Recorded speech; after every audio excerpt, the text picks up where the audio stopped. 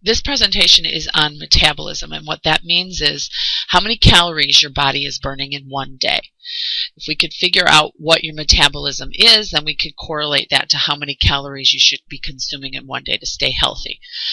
Metabolism has two different parts. One of them is catabolism, where we break the nutrients down, and the other part of that is anabolism, where we use those nutrients to build up energy and build up the tissues of the body. For this presentation, just remember that metabolism is how many calories you're burning in one day. There's three components of metabolism, and each will be investigated in this slideshow. The first and largest component is called the basal metabolic rate. We add that to how much activity you're doing a day, and finally we add in the thermic effect of food, which is how many calories you're burning, digesting and absorbing nutrients, and basically eating.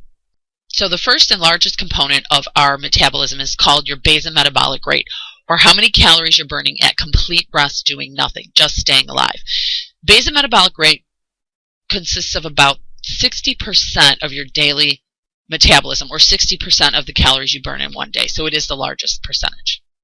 BMR, or the calories you burn at complete rest, has a lot of factors. Some of the most important ones are your weight, your height, your age, and your gender. There's a couple equations you can use to find your BMR at this point, so I want you to pause the show if possible and use these equations to find what your BMR is, or your personalized resting metabolism. The first one that's found in our textbook is you just take your weight in kilograms, multiply that by 24 hours if you're a male. If you're a female, you need to take your weight in kilograms, multiply it by 24 hours, and then multiply that answer by 0.9. So a little bit lower for females. That's the simplest way to find your BMR, but it only takes into account gender. The second and more thorough equation is called the Harris-Benedict equation, more accurate than the textbook equation. So try to do this one as well. Determine which equation you should use based on if you're male or female.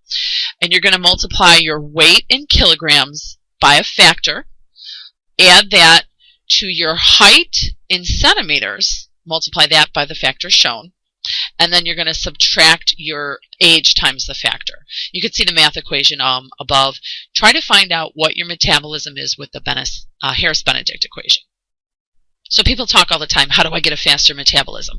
There's not many factors you can change other than your lean body mass. In order to speed up your resting metabolism, we have to try to get maximum amount of muscle fibers on your body, and that would require doing resistance training. At least train your major muscle groups twice per week to fatigue. And you could do any type you would want, but doing endurance and heavy resistance training would be required. But you can use any equipment you want.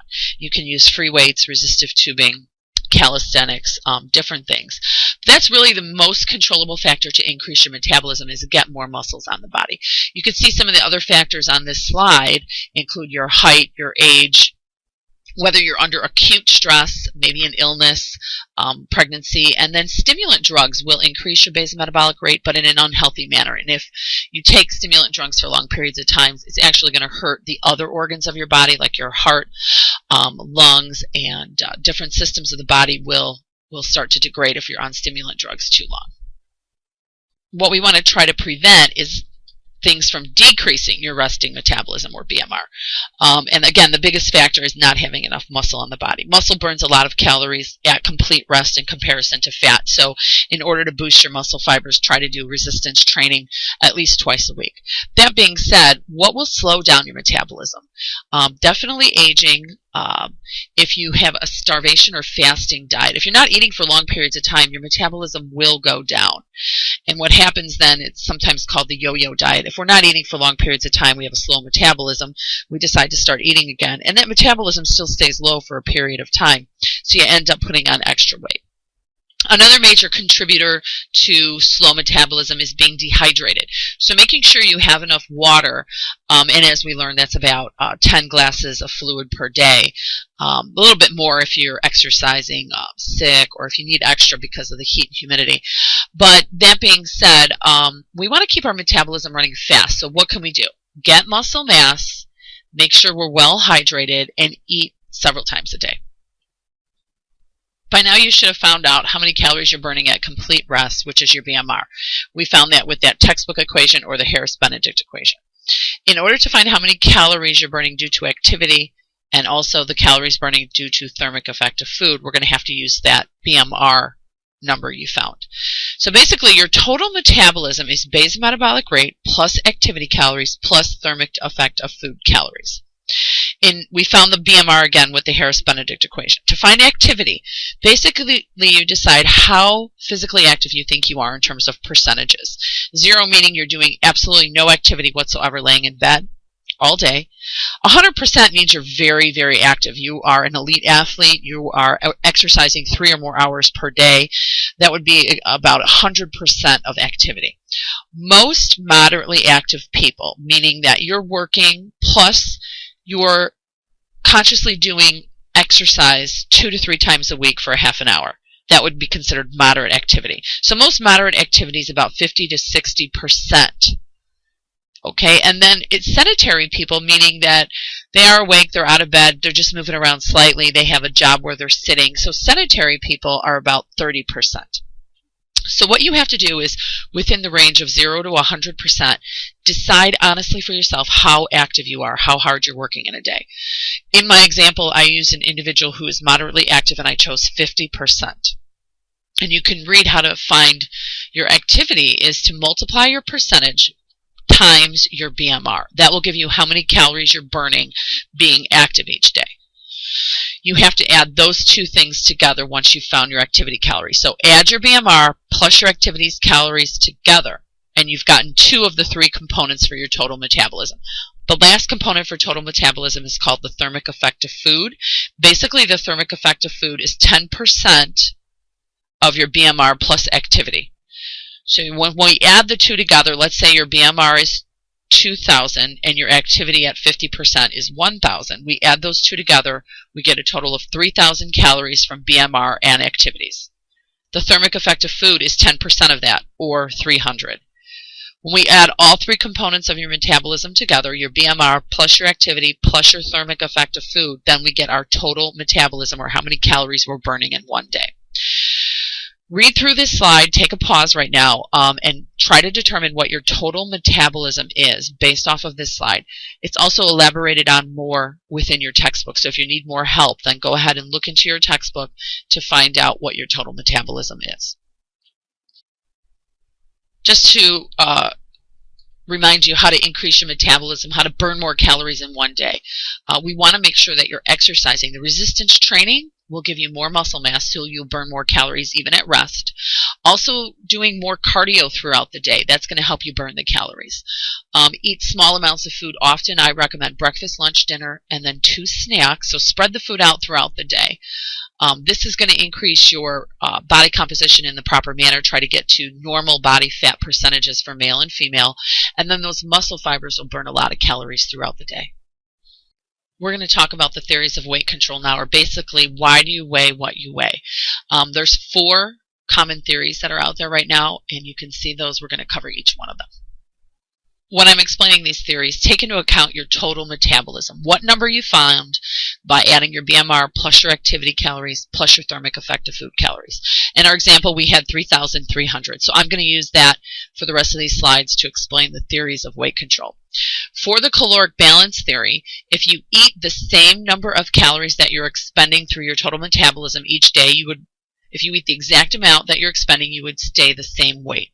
So in this case, if you're consuming 3,300 calories in our example, and you're expending 3,300 calories, you wouldn't have a difference in weight. If the individual was eating more calories than they're expending, they would gain weight, and if they're eating less calories than they're expending, they would lose weight. So going back to our example, if the individual's only eating 2,000 calories, yet their total metabolism is 3,300, they'd lose weight. If they're consuming 4,000 calories and their total metabolism is 3,300, they would actually gain weight. The second theory of weight control is slightly different than the caloric balance theory. The second theory is called the set point. Basically what that means is your brain wants your body to be a specific weight, kind of like a thermostat in your house. When you set your thermostat a specific heat, say 72 degrees, sometimes the air conditioning kicks on to keep it there, and sometimes the heat kicks on to keep it there. But no matter what, your house is trying to say 72 degrees. Well, according to set point theory, your brain has a specific weight that it wants to be. Let's say, for an example, 150 pounds. Regardless of what you're doing, your brain is trying to keep your body at that point. So if we're overeating, what will happen is our appetite will decrease and our metabolism will speed up to try to keep you at 150 pounds so you don't gain weight. In the other respect, if your set point is 150 pounds and you're trying to fast or trying to not eat food and you're significantly not eating enough calories, then what will happen is your metabolism will slow down and your appetite will increase in order to try to keep you at 150 pounds. The set point theory is in effect if we change a lot off of your total metabolism. So let's go back to our example of 3,300. If we vary much from that, say we're consuming 5,000 calories, well, the set point's going to kick in and speed up your metabolism so you don't gain weight. Or if you're fasting, okay, our example was total metabolism of 3,300. We're fasting and saying, well, we need to lose weight. Let's not eat food because food makes us gain weight if you erratically think that. So the person's only eating 1,200 calories a day. That's significantly less than their total metabolism. What would happen in this case is their metabolism would slow down so that the body tries to hoard what calories it has and fat that it has so that the person doesn't lose weight, trying to keep you at a set point. More can be read about this in your textbook. There's a lot of research that sometimes genetics will impact our body weight or our body composition. One of them is the thrifty gene theory, meaning that an individual may have a very slow metabolism in order to keep the calories that they have that could be passed on from one generation to another. Leptin is a popular one and it's a hormone that when we are eating, the leptin is secreted into the bloodstream in order to speed up our metabolism. Well, in some people, this leptin isn't working right. It's called the obesity gene. And the leptin may not be working right, kind of like insulin insensitivity. It'd be leptin insensitivity. So it's being secreted into the bloodstream, but it's not working very well. So when these people eat, they don't get an increase in metabolism. And they may always stay hungry. But these are just a couple of the genetic theories that weight control has to do with our hormones, and those are passed, the way they act are passed down through genetics. Again, more can be read about this in the textbook. The final theory of weight controllers are environmental factors, and probably a huge factor for all of us, regardless if you think you're following caloric balance theory, or if you think your body follows set point, or if you think your genetics. Regardless of which of the first three theories you think your body follows, I think we're all impacted by our environment. And there's different things in the environment that will cause you to want to eat or perhaps not want to eat. But if you're at a party, if you're at a sporting event, a baseball game, if you are at a holiday, you want to eat certain things. Even colors impact our brain and its signal to appetite.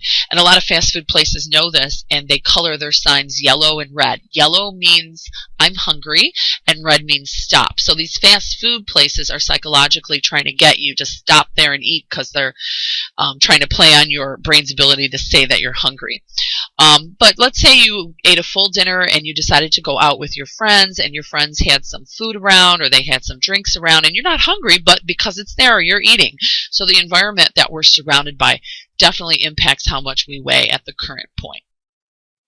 Okay, so we get to the point that we're trying to determine why are you weighing what you currently weigh, or perhaps you're trying to help a friend lose weight or gain weight.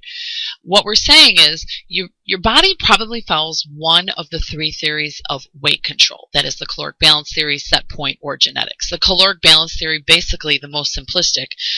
If you eat more than your total metabolism, you're going to gain. If you eat less than your total metabolism, you're going to lose.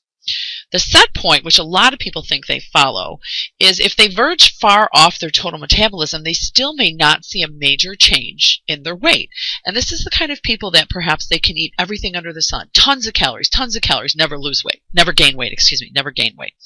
And the other side, perhaps there's a person who's fasting and dieting and dramatically cutting their calories, and they're not losing weight.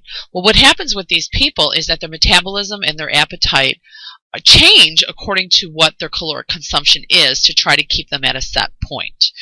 So if you think you follow this set point theory and you've been the same weight for a really long period of time and you're not successful at losing or gaining, what you need to do is make small changes in your caloric consumption. Do not make major changes. Do not cut a lot of calories off your current total metabolism, or don't add a lot of calories to your current total metabolism. Let's take an example of a person who weighs 180 pounds. They've been at 180 pounds for years, but they cannot seem to lose weight no matter what. Their total metabolism is 3,300. I don't want this person making dramatic cuts, or let's say only eating 1,000 calories a day, because what will end up happening is their metabolism is going to slow down dramatically to try to keep them from losing weight. So what we're going to do with a person who's set point, if their total metabolism is 3,300 calories, we're only going to cut a small amount off of their daily caloric intake. And maybe that's 250 calories. So we're going to have that person consume about 3,000 to 3,050 calories a day and then work out both with cardiovascular exercise and resistance training. So we're making small reductions off their total metabolism and we're having them work out. Over time, this person is going to be successful at losing weight. And on the contrast, if a person is going to try to gain weight, let's say their total metabolism, again, is our example of 3,300 calories, we don't want them doubling it. We don't want them eating as many as they possibly can, because what will happen is their metabolism will speed up and it'll kind of counteract what they're trying to do. So we add, let's say, 500 calories, and we're going to have them eat 3,500 calories a day and then work out. So with the set point, you have to be careful. Only change your caloric consumption anywhere from 250 to 500 calories a day from your current total metabolism. So don't make major changes. Figure out what your total metabolism is and then either add or subtract a small amount, let's say about 250 off of that. In which case the brain won't perceive that you're trying to make a major change and it won't manipulate your appetite or metabolism to counteract that change. And lastly is genetics. It is true that you might look a lot like your mom and dad looked when they were your age. Our genetics play a strong role in our weight. Some of it is hormonal, as those types of genetics are passed on that will control what hormones are secreted into the bloodstream during or after we're eating. So basically what you have to do is decide, which theory do you think you're following, the caloric balance, the set point, or the genetics? And when we determine that, we have to always know that our environment we're living in is going to impact our weight as well. Once you determine what your total metabolism is and you decide whether you want to lose weight, gain weight, or stay the same weight, you're going to make those changes, small changes to your total metabolism. If you're trying to lose weight, just cut a few, like 250 calories. Trying to gain weight, add a few calories. But know that we're not going to make huge changes in our weight every single week. The normal weight loss or weight gain per week is anywhere from 1 to 2 pounds. We're not going to see much more change than that, but it will all add up. Let's say after 4 weeks or a month, if we're losing 2 pounds a week, then the individual can expect to lose about 8 pounds a month. But we're not going to see major changes in our weight. Physiologically, we cannot lose fat much quicker than 2 pounds per week. If you do see a large change in weight fluctuation in a week, it's probably water. And what we found with morbidly obese people is if a person's coming to us with, let's say they're weighing 400 pounds, in that first week, they may lose a lot of weight. They may lose 50 pounds. But what most of that is water. The obese people tend to have high intake of sodium, and that's going to cause their body to hold more water than it should. So if they're losing, say, 40 pounds in that first week, most of it's water, and they're probably physiologically only losing a couple pounds of fat. Once that excess sodium is gone from their diet, gone from their body, they're going to see it level off, and on average we can see most individuals lose or gain about 2 pounds a week. If we're not the normal body composition and we're off on our body fat range as much, over fat being 30% or higher for a female, 20% or higher body fat for a male, there's going to be a lot of health risks associated with that. And you can see almost every chronic disease that we can think of, probably we could trace back to having too high of a body fat percentage. So if we have an individual who has high body fat and we need them to lose some of that weight, we can expect them to lose about 2 pounds of fat per week. In order to do that, we're going to make small reductions off their total metabolism. First, we need to find out what their total metabolism which is again BMR plus activity plus thermic effect of food, find out their total metabolism and reduce maybe about 250 to 500 calories a day. We're going to have them use a food diary or perhaps a Fitbit, or enter their food on different apps they have for calorie counting, and see where they're at in terms of how many calories they're eating compared to what's recommended for them. In order to consistently lose weight, we not only have to watch our nutrition and food intake, but do two other things. That's resistance training and cardio. If you're consistently eating the normal amount of calories that are high density nutrient calories, plus your resistance training 2 times a week, both endurance training and strength training, and then we're doing some cardiovascular exercise about 30 or more minutes a day, there should be consistent weight loss. And once you get to normal body fat, we're going to continue to do those things in order to keep you at normal body composition. A few other things that will impact our weight is sleep, stress, and our nutrients or water intake. It's recommended that individuals sleep 7 to 9 hours per day, or per 24-hour period, about 8 hours per 24-hour period. If you're not getting enough sleep, that's a chronic physical stressor, and our metabolism will actually slow down. Stress, if it's acute stress, we might have a quick increase in our metabolism, but that's temporary, maybe a day or two. Most individuals are suffering from chronic stress, mental or physical chronic stress, and that actually slows the metabolism down as well. So doing stress management is going to help with weight control. And then finally, making sure the person is eating nutrient-dense foods. Processed foods are going to cause the brain to never be satisfied, to always be hungry. If we're eating nutrient-dense foods, foods that have fiber, healthy fats, vitamins and minerals, those are the nutrients that signal the brain to decrease their appetite, where you would not be hungry anymore. And in addition, we have to make sure we're well hydrated, because a dehydrated person will have a slow metabolism. When we're talking about exercise, we always want our individuals to do both resistance training and cardio every week. And this chart shows how many calories doing a cardiovascular activity are burnt per minute. So if the individual wanted to find out how many calories they're burning doing a specific activity, they can use this chart. 2 of the activities that cause the most caloric expenditure are running and bicycling. And I can also add in a third one, probably sports, if they're moving at constant paces. Couple of strategies to lose weight. Set realistic goals. We're going to lose no more than 1 to 2 pounds of fat per week. Same thing with gaining weight. You probably won't gain more than 1 to 2 pounds of muscle or lean mass per week. Eat small portions of nutrient-dense food at least 5 times a day. You don't want to go more than 2 to 3 hours without food. So breakfast, lunch, dinner, 2 snacks. Avoid the processed foods that contain little, if any, healthy nutrients, because those are not going to calm down your appetite. You can eat as many processed foods as possible, and you'd still be hungry, because it doesn't have those nutrients of fiber and healthy fat, vitamins, and minerals that actually shut off the appetite. So we have to eat whole foods, fruits, vegetables, whole grains, healthy proteins, healthy dairy. If we're trying to lose weight, just subtract from your total metabolism a small amount of calories, anywhere between 250 to 500. Don't do more than 500 deduction per day, because that's going to cause that set point theory to kick in and your metabolism to slow down, your appetite to increase. Participate in regular physical activity, and then do some behavior modifications, which could include taking the stairs instead of the elevator, parking far away, but doing little things that keep you moving throughout the day. People make a lot of money off of weight loss, and they're selling things and selling surgeries and selling books, and they're not going to be necessarily healthy. They might actually work temporarily, but some of them are very dangerous. So in order to lose weight consistently, effectively, and keep it off, you really have to do 3 things. Eat a healthy diet consistently. Give yourself a day off per month if need be. Say it's your birthday or it's a holiday. You can have a day off from eating healthy. But basically, most days of the week and most foods of the day should be healthy foods, nutrient dense. Do your resistance training, do your cardio.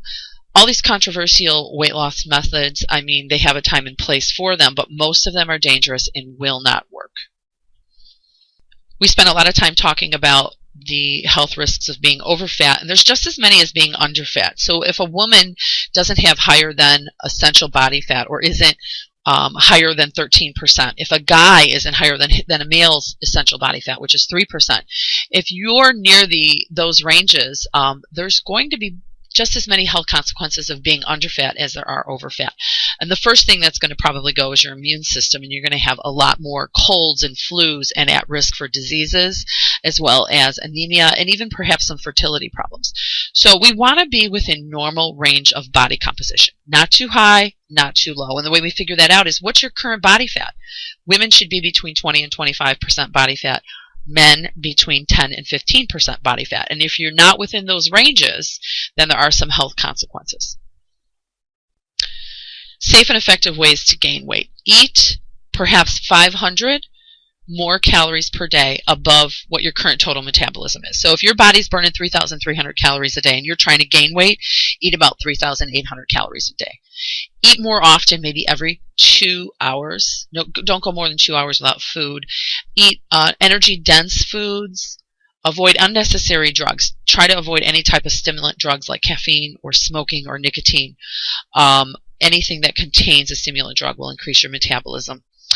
And then you got to continue to exercise, and exercise regularly, but within common sense normal limits, maybe about an hour a day.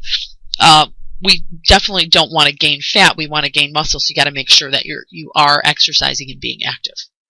A person who attains normal body composition with healthy percentages of water compared to fat percentages and compared to lean percentages could expect to have greatest chance of health and wellness, less risk of diseases, be more functional throughout their lifespan, and then also have the greatest chance of longevity, or living to an older age but being functional at the same time. So there's a lot of benefits of attaining normal body composition. Basically, don't get sick and be as most functional as you can for long periods throughout your life.